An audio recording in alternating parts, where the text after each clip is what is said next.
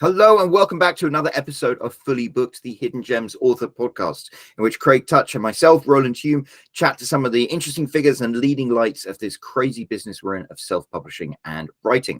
And today we are here to settle an age-old debate, a debate that's possibly as old as people have been writing stories and telling stories itself. And we have two special guests to help us out with this. It's going to be a death match between the two of them.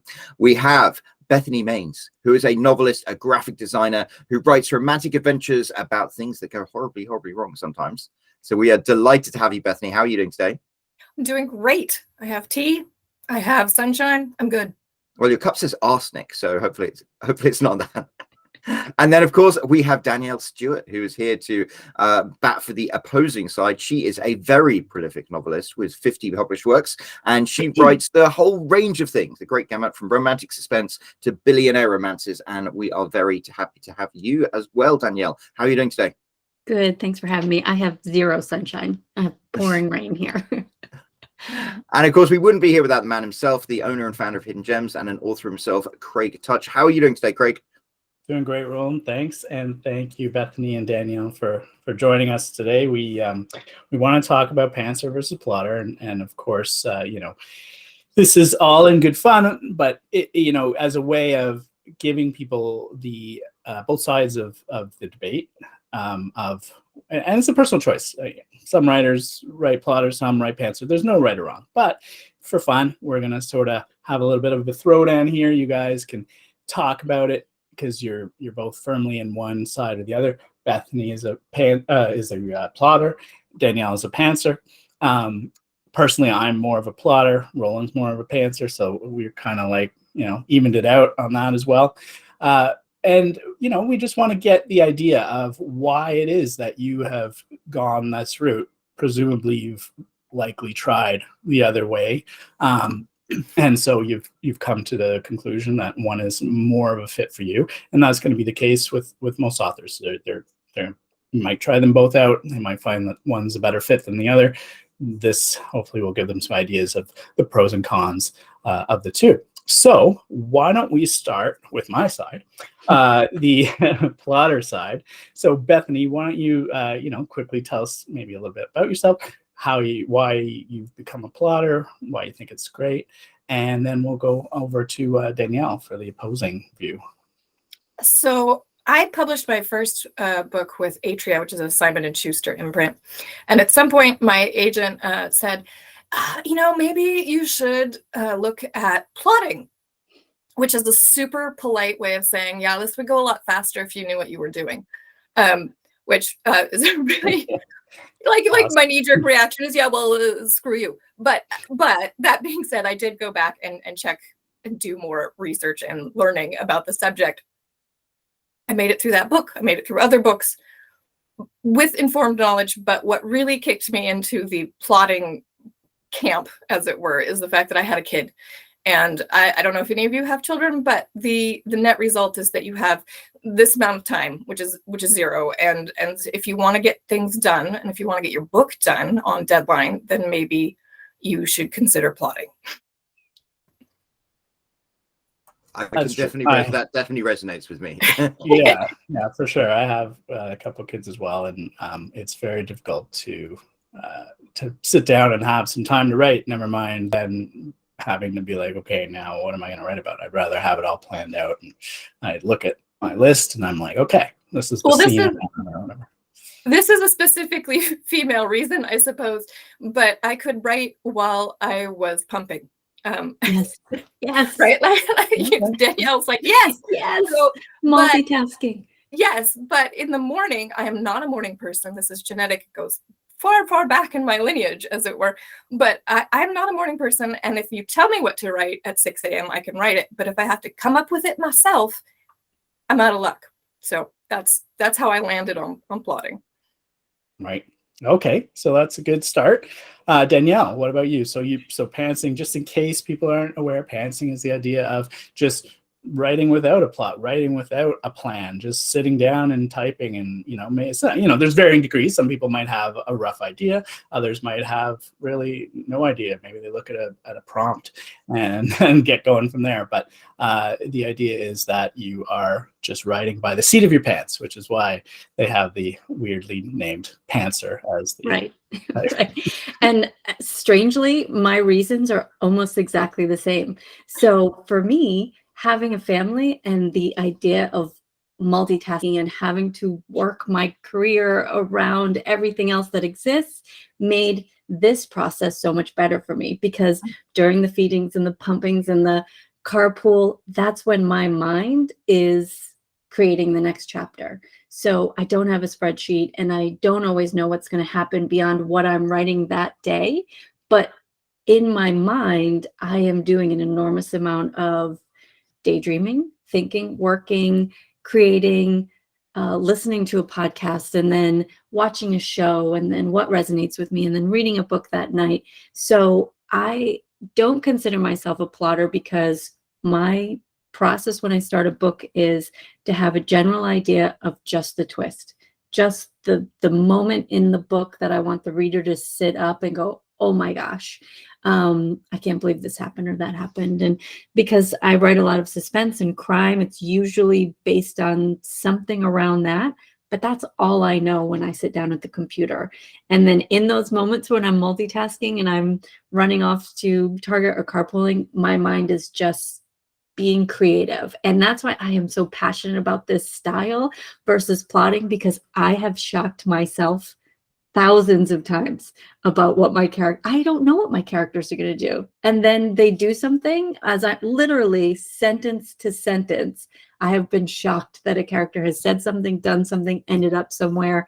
It's like a surprise for me too. So that's why I love this side of the argument, just because my brain works that way. And so I think we get there for the same reason, because we have to just make it work in whatever schedule we have, and it's loud and it's crazy. But man, when I'm folding that batch of laundry, like I am plotting a death and doing something in my brain, but it's not on a spreadsheet. Then I sit down and I go, oh, let's kill that person like this.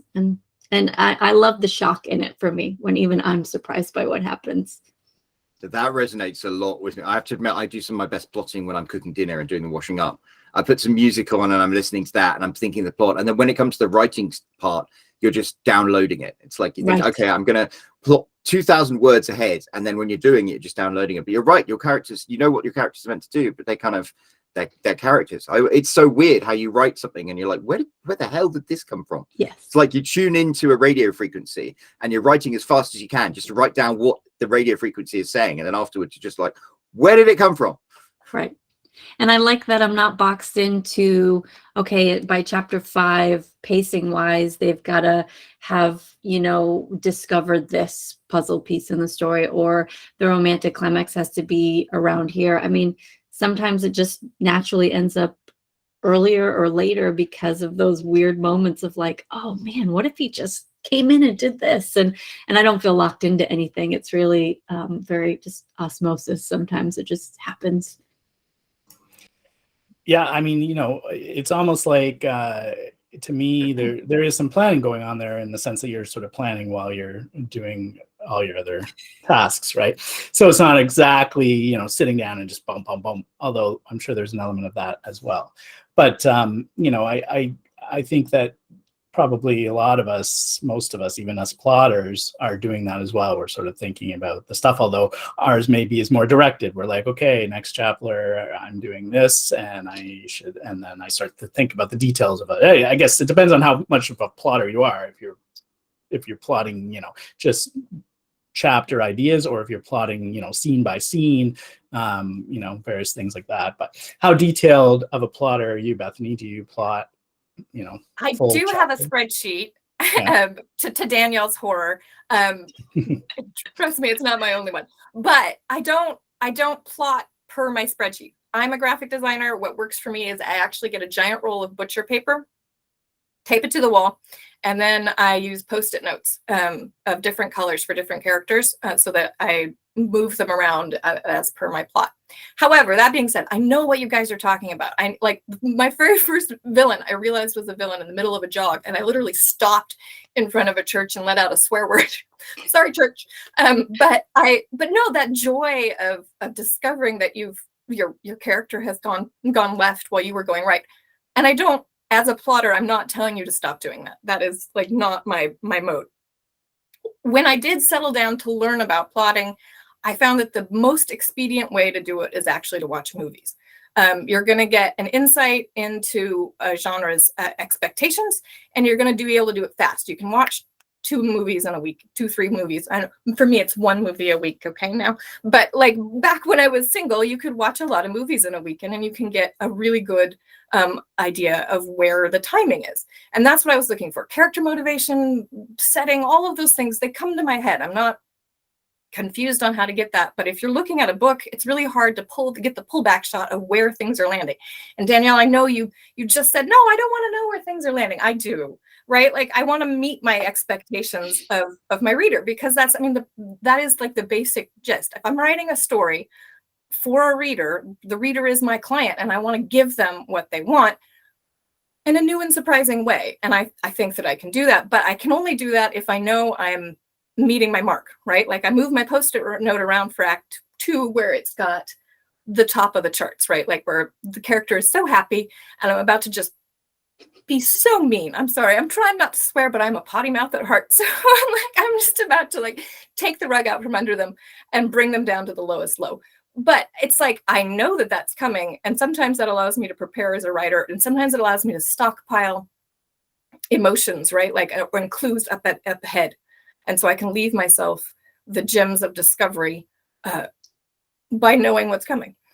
And for me, I learned really early on to kind of lean into my personality. So like you said, you've got more than one spreadsheet. Like I have zero. I try to have zero spreadsheet life.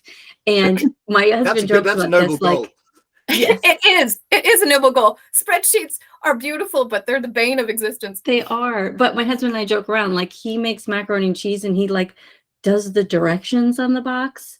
And that, like, I'm like, you just mix it. And like, I go to the grocery store and I go in like a half an hour and I get like mostly everything we need. And he goes in like 3 hours and gets everything we need. So I think it's that I took that plan and put it in my writing. So I make sure that I surround myself with a team of people that do exactly what you're talking about, that kind of checks and balances. But for that first draft, it is incredible. I don't know if you agree, Roland, but it's very out of body for me a lot of times when I'm writing, where it's a very free flowing, shocking, sometimes an unstructured process where I just get it all on. It's so liberating to have a first draft. And when authors or people who want to write, aspiring writers, come to me, they say, where do I start? What do I do? And I always say, first draft. Just get it all on the paper, imperfections, let it go. Don't think about the plot and don't think about some of those things. And I really try to drive people that way. But I also think it has to lend itself to that innate part of your personality. This is also who I am when I'm not writing. And so I've got that long runway of just, I'm really comfortable with imperfection. I'm okay if I forget the butter at the grocery store, like we'll get it next time. And what I make sure of is that my team has some rigor built in there around us to say, we got to rein Danielle in and we got to, this pacing needs to change. And I'm okay on draft 2 and draft 3 doing that. But I am staring at a blinking cursor on a blank page if I am trying to write to anything like plot or like, oh, and I need to accomplish that in this chapter. Like it really has to be out of body for me. But I do recommend to people who are doing this process, find 5 people who have a skill set different than you and bring them in and see if they've got time to read this for you and see if they can rein you in. But I've just met so many authors who can never part with their first draft or never finish it or never stop changing it or never stop perfecting it to be able to move on to those next steps. So I try to liberate people and just really reinforce what a first draft should be. So Neil Gaiman said the first draft is you telling yourself the story. Right. I first of all, I have to say that your husband sounds like a very smart man. He's not here. I'm not telling him that. I make craft dinner with the box, Oh and my you know, gosh. but I mean, at this point, I already know how it works. So I've done it too many times, you know, and I don't hit the grocery store without a list. Seems pointless to me because first of all, I'm going to buy a lot of junk if I do that. But no, I think that, you know, there's a lot of the idea that you know, your plot sometimes depends on your story, depends on your genre, but sometimes there are twists and there's turns and there's things that you need to set up ahead of time.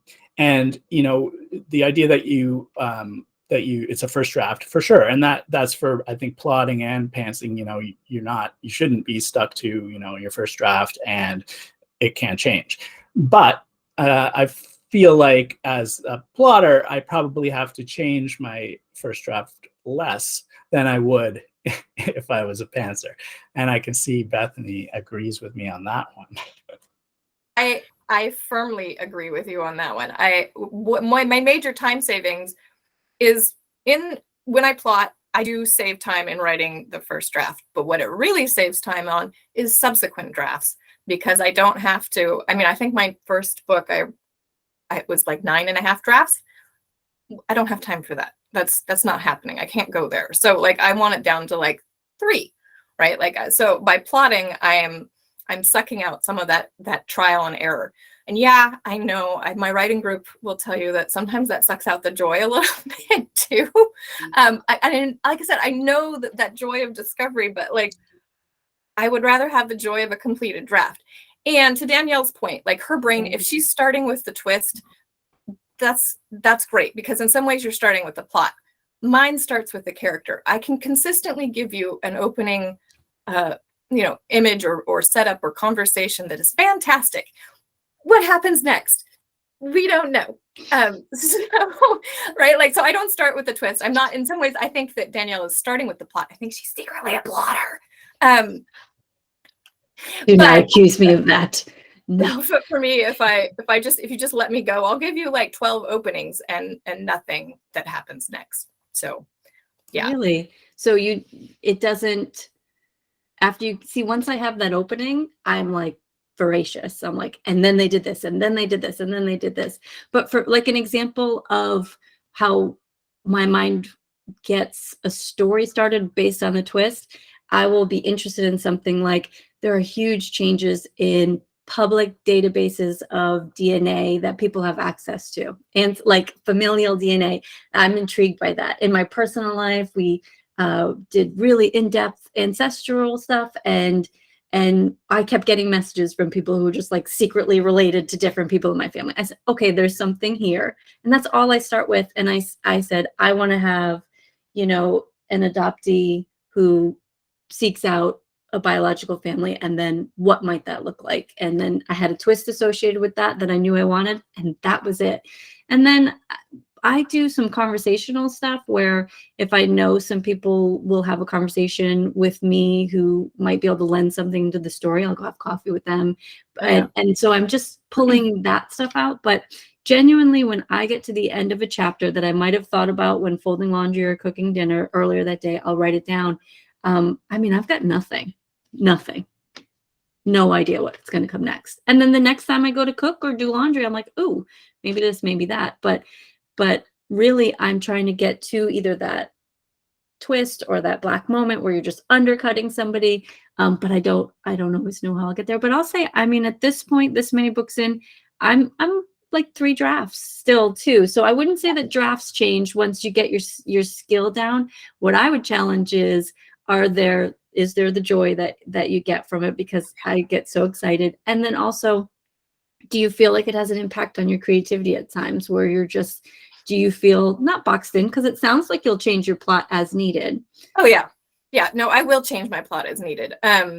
Because sometimes you write up to the edge of your map and then you're like, oh, it's time to sail off the edge. Like you're like, nah, we're just gonna go sailing right out there.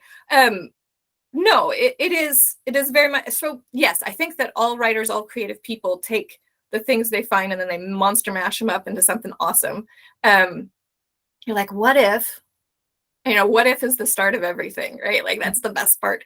But for me, like you can go, I can go jogging in the woods and trust that eventually I'll get out, but it would be nice to have a map. So for me, it's like, okay, if I'm stuck at this point, what am I supposed to look at? I don't say that, I wouldn't say that, I'm sorry, I'm looking at my giant wall of plot. But I wouldn't say that I necessarily know every single item that's going to go. I know by the time I start writing, I'll know what the general end is. I'll know what the high point, the low point, and my villain is. And I'll know probably through, this will mean nothing to you, but I'll know through the second act. Right? So I'll know up to like 3/4, the half, 3/4 of like, I'll know pretty good details throughout. And then I'll by the time I write up to that point, I'll either have more because I've been daydreaming, or I will just go for it because I trust the characters to get me there. I think, I don't know whether it's indicative of all plotters, but I think, for me, if I would plan out the novel, and typically that would be every chapter, the main points. Well, no, I would just the main point. Like I wouldn't like, I'm not saying I would like detail it out. I'd be like, chapter 1, we introduced the guy. Chapter 2, we introduced the girl. Chapter 3, they meet, whatever, and there might be a bit more detail in there. And especially if there are plot points that I've thought of that need to get hit. But that doesn't mean that there's, I'm not open to things changing as they go. If the character takes on a life of its own and I want to feel that joy and let it flow, right? And then, but what that does mean as a plotter, for me at least, would be, okay, so all of a sudden in chapter 5, this was supposed to happen, but instead this happens. Well, now I'll just go back to my plotting and change all the chapters to match. Oh my God, that's right? homework. That feels like, well, yeah. You have to go, but then I'm lost, right? If I don't do it. Spreadsheet. Right. But if I don't do that, then I'm lost. No, right? Craig, you just said it. You just said it. If I don't have the map, I'm lost, right? Like if I don't know where I'm heading to go, like I will, like then I am staring at a blank cursor because like I'm stuck. So to me, it gives me the roadmap of where I want to go. If someone told me, I need you to write a chapter where this character meets this character and they're in the grocery store and then, a tornado comes, I would be like, I don't know where to start. You just told me everything I have to put in that chapter, and it should make it easier to do that. But for some reason, that blinking cursor, it's funny what inspires writer's block seems incredibly different for us. And I'm just curious how much of this is personality in all facets of your life. And if somebody, and maybe I'm giving the wrong advice to people who are type A and come and I'm like, just you're fine, just write. And they're probably staring at that blank cursor or that blank screen. But yeah, I'm a big fan of leaning into your natural settings and who you are. I am also, and one of my writers group dislikes it extremely much when you put rules on her. She even dislikes it when she puts rules on herself, right? Like she's like, I'm gonna write from 9 to noon, and then she's mad about it. And you're like, what was that? So I do think that she should lean into her free flow, like write in a notebook. That's and to be specific, I don't know. Have you guys ever seen the movie His Girl Friday with Cary Grant and Rosalind Russell? Oh, it's a classic.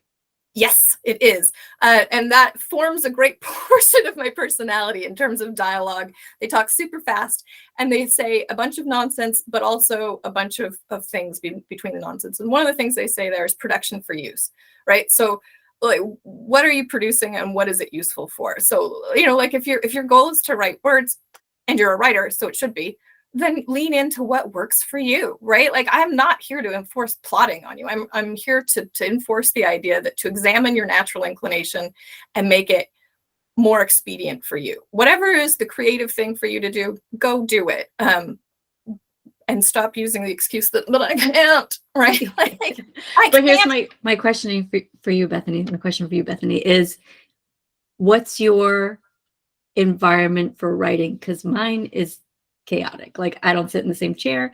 I don't write at the same times. It could be midnight. It could be 2 p.m. It's in the carpool line. It's at the coffee shop. It's, you know, upside down on the couch. And my husband's always like, why don't you don't you have like a desk and like a beautiful, I'm like, no, I need to be upside down on the couch for this chapter. Don't you get 100%. This? No, I actually, no, I have a desk. I work, like, I'm a graphic designer, so I work in my home office, and unless I am sneaking words in while I'm supposed to be doing billable hours, then I don't write at my desk, to be perfectly honest. That it would be the 7th ring of hell. I take my laptop and I work wherever feels good. That is terrible for my posture and my neck, and my masseuse hates me, but outdoors, at the coffee shop, in bed, on the couch, upside down, I don't care, on the floor, whatever works. Although if I write on the floor, my dog totally attacks me. But the point is that, like, no, I write wherever is the most comfortable, and that does lead to some problems, but I don't think that you have to write on a schedule. I aim for, like, when I'm really cranking, I'll aim for a word count for the week. But then I also have a bank. So if I write over, then I put it in the bank, and then I can withdraw it if I want to take the day. You don't. Do you really? Yes, I do. Oh yes. My gosh. I used to do it on index cards, but now I have a spreadsheet. This blows my mind. Awesome.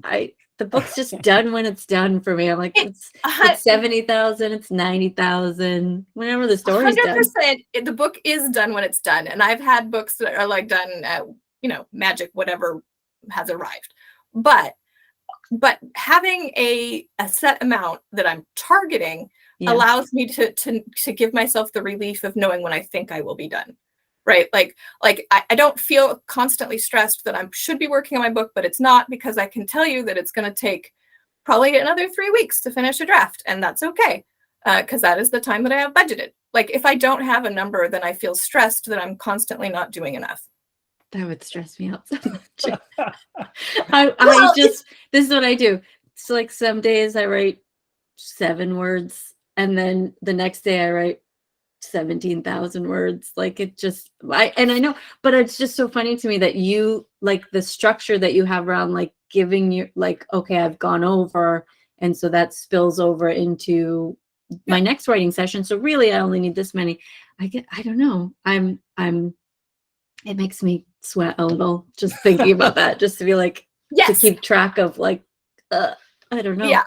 And I have, like I said, my writers group is a lovely balance of wonderful people that don't feel that way. And they're like, that's nice for you. Yes. But do they glimpse your spreadsheet and just be like, oh, no. I keep my spreadsheets tucked out of sight. Like, we don't share that. Because I don't want to stress them out, right? Like in some ways, I feel like their muse is a bird that they lure into them, right? Like they're like, no, come here, and I will write, and it'll be precious. But I think probably it has my basis in graphic design, where I'm like, I don't mind editing. It comes with the project. There's always editing. Just accept that and move on with life. So I feel like type A personalities are more plotters and type B are more pantsers. I think that most of the time that's probably true. And there's probably some hybrid that we're supposed to be at, but I can't do it. Yeah, listen, I mean, I don't know, is there a type C where you're kind of a bit of both? I think that most of the people, like probably myself, who would be characterized as more of a type A person, would like to think of ourselves as more of a type B than other people view us, and maybe even than we really are. But we like to think of ourselves as more of that. But I feel like more stressed out thinking about your way of writing, Danielle, than Bethany's, because to me it would be like, oh my God, I don't even know. Like things would happen. I'd be changing things constantly. The rewrite process would be like, oh, I didn't set this up, and I never mentioned this because I just thought of it, and now I gotta go and write it again. I'm gonna have, and then you know what I would do? I would be taking notes. I'd be doing it at the time, right? I wouldn't even look at it. I don't even look at it again. I write it, and then I don't look at it again, and then I write the whole thing, and I'll go, okay, I'm changing this person's motivation, maybe in like chapter 25, and I just go, all right, when I do my next read through, I just make sure I go back and fix that. You have a much better memory, I think, than I do, because I I would don't- never remember to do that. And I will Unless- caution people. I caution people where I've got, you know, after years of doing this, I mean, I've got beta readers and I've got people that are used to me. Like a thing that you would say to Danielle is, don't touch any of the buttons. Like, don't, like, this is what like my accountant will be like, don't touch anything and do your creative thing. And so my team around me now understands that this is going to be my style, and where they're not going to have to talk to me and go like, you know, I really wanted this character to kind of do this. They're not giving me a lot of feedback on the creative side of it, but they'll be like, her hair has been 4 colors. Like, which color, literally, like, which color do you want her hair to be? And I'll be like, brown. I'm like, and they'll say, okay, got it. And then as they go through, so I do caution people who are just starting in the process, if you're going to use this style, it's not write the book and press publish. Like, you can't. You have to have people around you who are type A's. And I will say, now that I think of it, the majority of my team are type A's, right? Like, so my admin who tells me not to touch anything and not to mess with those. That's why I think even my husband, who's making the macaroni and cheese, you gotta balance each other out. And so I just know that I'm paralyzed by all of the ideas that you've suggested and that you use, and that I would never do it. And I think it's terrible. And I don't know how you do it. And so, but that's my caution, is that if this is your natural personality, but genuinely like taking notes, I kind of just make a mental note, or sometimes I'll make a small note in my document that's like, you know what, this is the killer now. And that's it. And then I write the rest of the book with that person as the killer. And then I just go back to the beginning and like, all right, killer, you're the killer now. One of the beautiful things that I have learned from a person in my writers group is the use of the carrots. You know, like she's like, oh, there's a thing that I have changed that needs to be changed, but I don't have time to do that right now because it would kill the flow. So she just goes back and puts it in capital locks inside the carrots, and she just puts where the note is, and that she's going to go back and change it, so that later she can do a search, right? And just find the carrots, and then it immediately takes her there. Because otherwise, if I put the note in, I could lose it. Like, you know. But I feel like you guys are just like, if you changed something, like the flow does stop, is what I'm hearing, and then it's just like, I gotta go change that. I must go. Oh, the carrot would go in that. right away for me. Yeah, oh yeah. You're like, change that I'd now. stop in the middle of the sentence and I'd be like, okay, let me go find where I need to change. No, I don't do that. No. So I really loved Brittany's carrot technique, because I want to stay with my moment. But I lose it. If I left it, if I tried to put it, like, if I just was like, oh, I'll remember that. No, dude, that's not happening. I will not remember at all. That's what I mean. Like, I need to stop right away, because I will forget. I will absolutely forget. And while it's in my head, I've got to go back and be like, okay, where do I need to change? But for me, that was the beauty of the carrot, because I could store it. Like, it's like putting it in a Ziploc bag. I'm like, aha, I have stored it, and I will go back to that at a later point in time. For a lot of these, there are ways of storing the information so that I can come back to them later. Like, it's trapping it so that I can pick up in a month if I take some time off or something, and I can come back to this without. Yeah, it depends on the tools that you're using, for sure. Like, I mean, I haven't written a book in a while. If I was to do it now, I would probably use OneNote, because I'm now this whole OneNote aficionado after doing that podcast about it. You're obsessed. And I am obsessed, and it's such a type A organizational tool that is like amazing. But I would probably do all my plotting in OneNote, and then if I change something, maybe I would just like open a new OneNote page and like be like the changes that need to happen, just quickly type them in there and go back. That might be easier than then I could just like later go through that. And so, technology changes and allows us to sort of change the way we go. But I know that that's probably not something that Danielle would do. No. I use Word. Yeah. And then I just write 80,000 words, and then I go back to Word 1, and then I read it back, and I'm like, oh, that's right. Let's go with brown here. Okay, brown here, or oh, this or that. So I won't say almost, I never go back. It is always forward motion in my writing. So now there's multiple drafts. Quick question though, do you reread it while you're writing it, or do you like wait till you get to the end? Do you just like write straight through and then you never reread? Never read it again. If I stepped away for more than, which I rarely do, but if I was away for more than 2 weeks, I might give myself a quick refresher. But my actual process, because if I don't have forward motion in every aspect of my life, forward motion, then I'm just crumbling. So it's just a perpetual motion machine. And then I feel like I've got perspective when I get back to the first word that I know what the end is. And then I can kind of just flesh out all the things that I've either changed or whatever. But I'm putting out 5 or 6 books a year with that process. And I feel like the only reason that works is because I will not be bogged down by little changes. And then I look at it fresh on page 1 and go all the way through again. And that'll be before I send it to my beta readers or anyone on my team. So I'll do a full forward motion writing of 80,000-90,000 words, then back to the first word and flesh out a little bit of stuff, and then they catch what I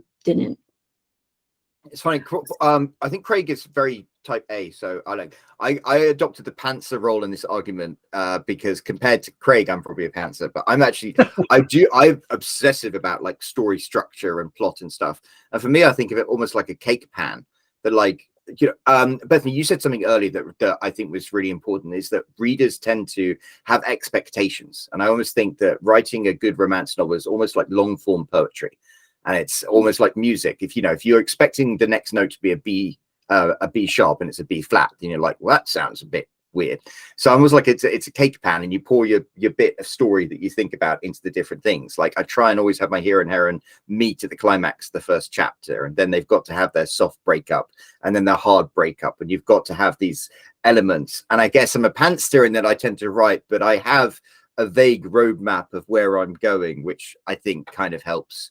And I think mine's just I don't want to say habit now, but like that is, I think my mind is doing that anyway because the genre rules are there. So 50, 60 books in, I feel like it's kind of naturally going there. But the first few books, or if I shift genres, like I'm doing psychological thriller right now, and it's very dark and very totally different. And I do find myself, well, that's not true. I actually just wrote the whole thing. And then I was going to say, but I didn't. I read a ton more psychological thrillers so that I was understanding the genre rules. But certainly the feedback that I've gotten is trying to tailor me more into that genre, any missed opportunities.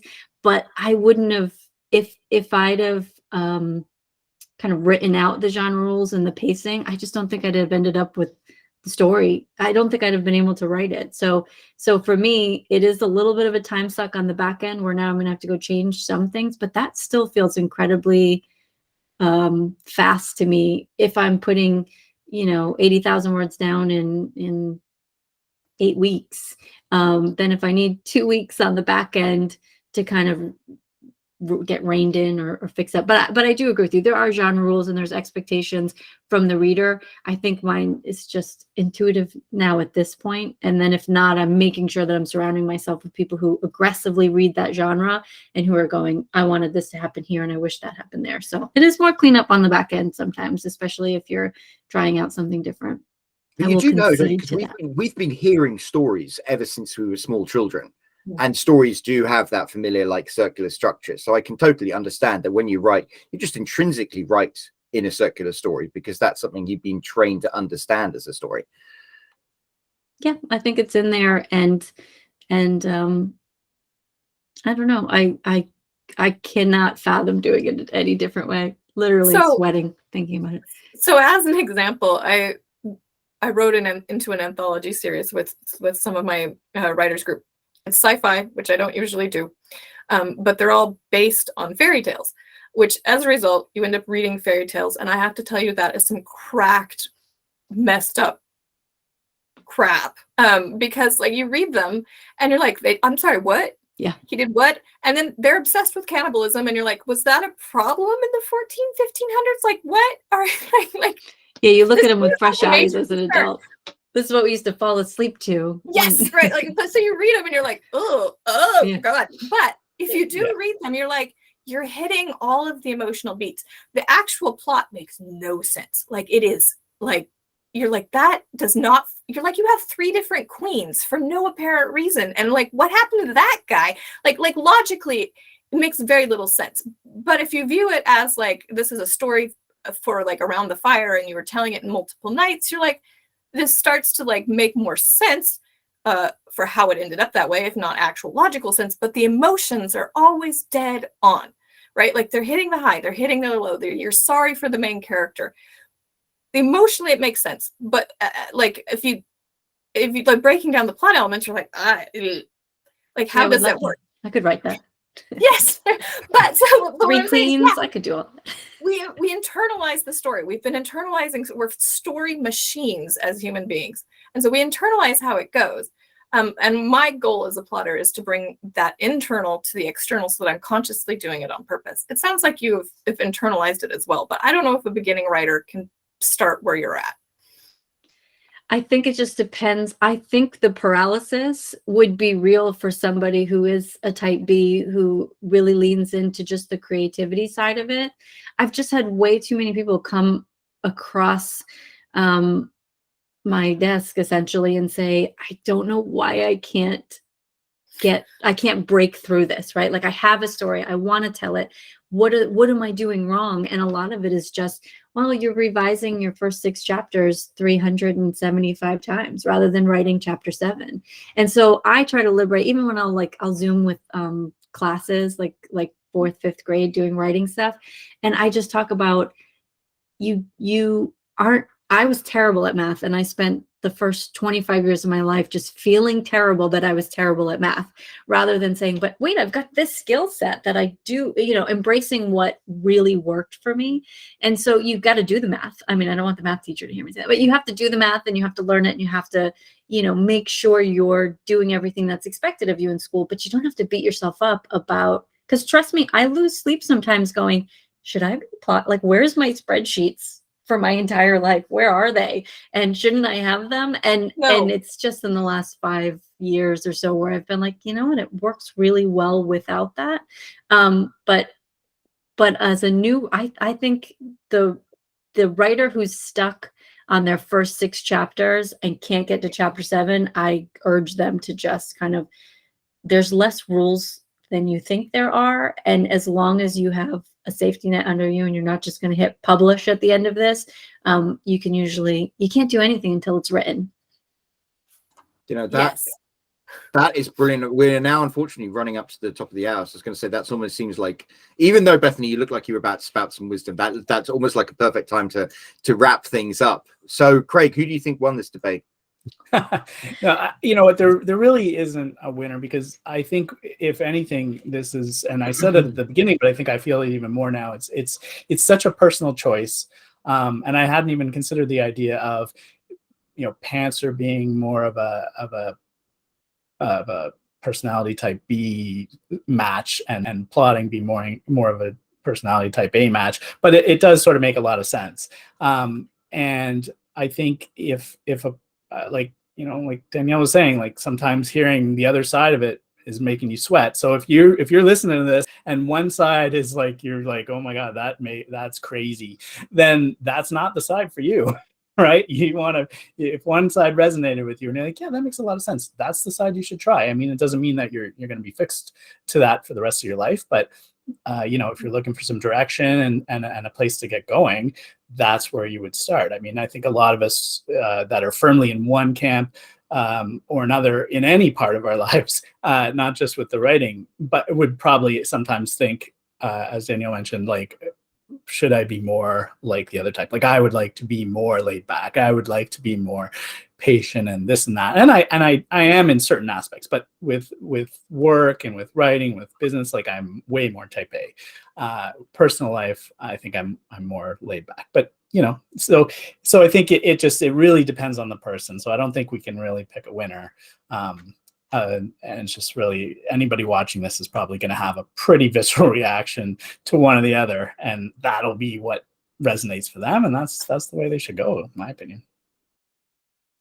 Well, thank you so much, Bethany and Danielle, for joining us. I think it's been such a fascinating conversation. We might have to bring you back for a rematch. Thanks for having me. Before we go, Bethany, would where love to. can people find your books? BethanyMaines.com, and then all usual publishing places, Amazon, Barnes and Noble, Kobo, all the lovely That's spots. great. Well, we'll make sure to drop a link down below in the description down below. And Danielle, where can people find you? Author DanielleStewart.com, and same thing, I'm on all the major platforms. That is well. Thank you so much, both for joining us. I think it's really get into this because it's one of the fundamental discussions that all writers have, and I think we really got in there quite nicely. Before we wrap things up, I just want to say, if anyone is watching this and has their own opinion and wants to let Bethany and Danielle know about it, make sure to leave a comment down below. If you haven't already, whether you're listening to us on podcast or whether you're watching us on YouTube, make sure to hit that subscribe button, and we'll be back next week with another episode of Fully Booked. So thank you so much for joining us. Goodbye.